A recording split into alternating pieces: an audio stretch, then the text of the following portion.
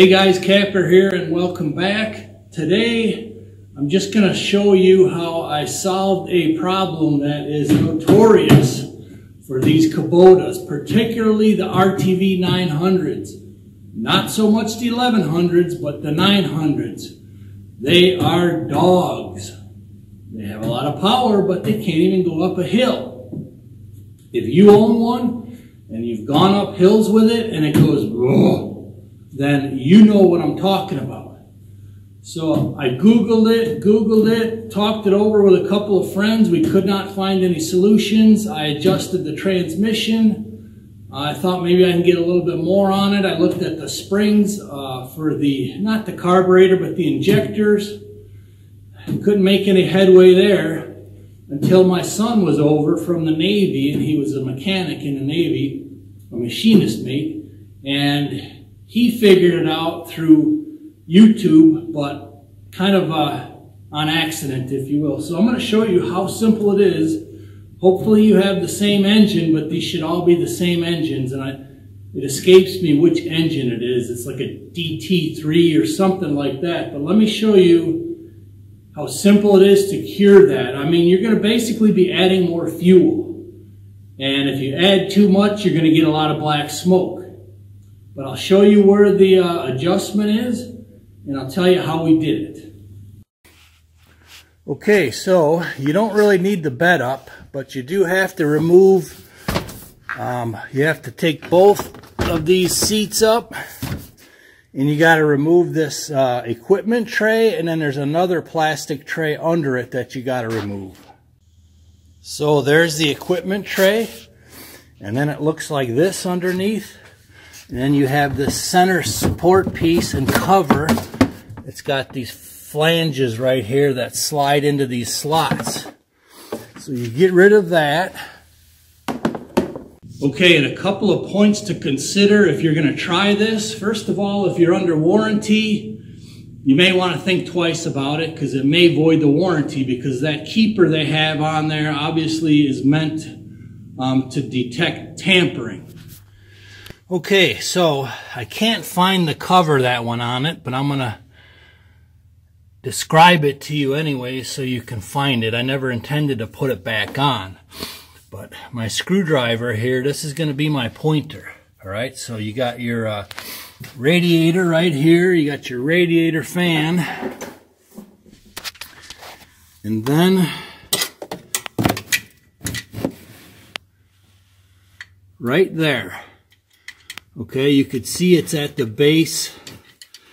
Right here is the fuel injectors, and it's right at the base, but it's almost like on the intake of the block.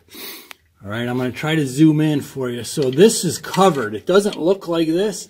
It's covered with just a gray press fit cover, and it spins. Okay, it spins freely. So all you need to do is get some pliers and kind of wriggle that cover off of there.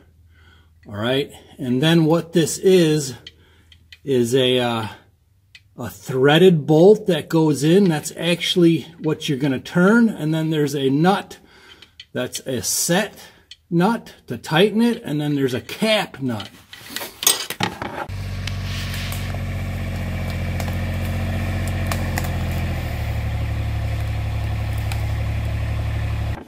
So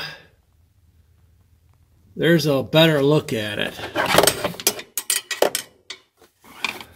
So this cap, it's just a protector of the threads. Okay, so there's a bolt. It's actually it's a threaded bolt without a head, if you will. So the cap comes off, and then this keeper nut loosens up, and then you actually turn the threaded bolt. And we turned it out. We started with like 2 or 3 turns, and then we'd run it uphill and move it out a little bit more. Now, you're dumping more fuel into here, so you're going to get, if you go too much, some of the guys that I did see were taking this thing out, you know, 10 and 15 turns, and they were just blowing black smoke everywhere. But through, when my son was here and we did the testing, I think we ended up with about 4 turns out of that threaded bolt. So the way we set it was if I push steadily all the way on the gas, all the way down, it doesn't really push any black smoke, but yet it'll climb straight up a hill now.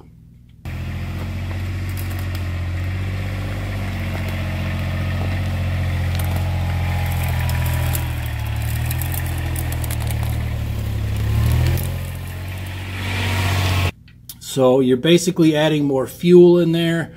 It's a diesel engine. I don't think there's a whole lot of risk in the future, especially if you only just do like what we did and add just a little bit more fuel in there. And it totally solved the problem of dogginess, totally.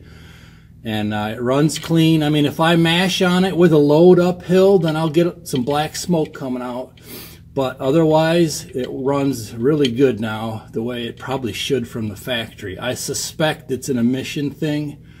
But anyways, right here, that's how you cure that dog diesel going uphill on the Kubota RTV. If it's not in warranty, you're just adding a little more diesel fuel.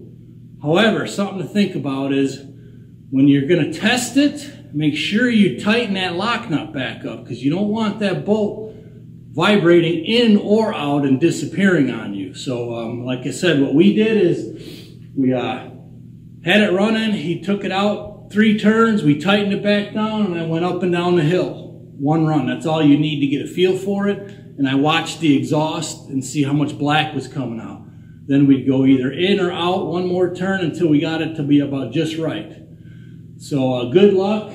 It definitely solved our problem of this thing being a dog uphill. So stay tuned. If I learn more stuff like this, I like to pass it on to you guys. I'll catch you on the next go around. Thanks.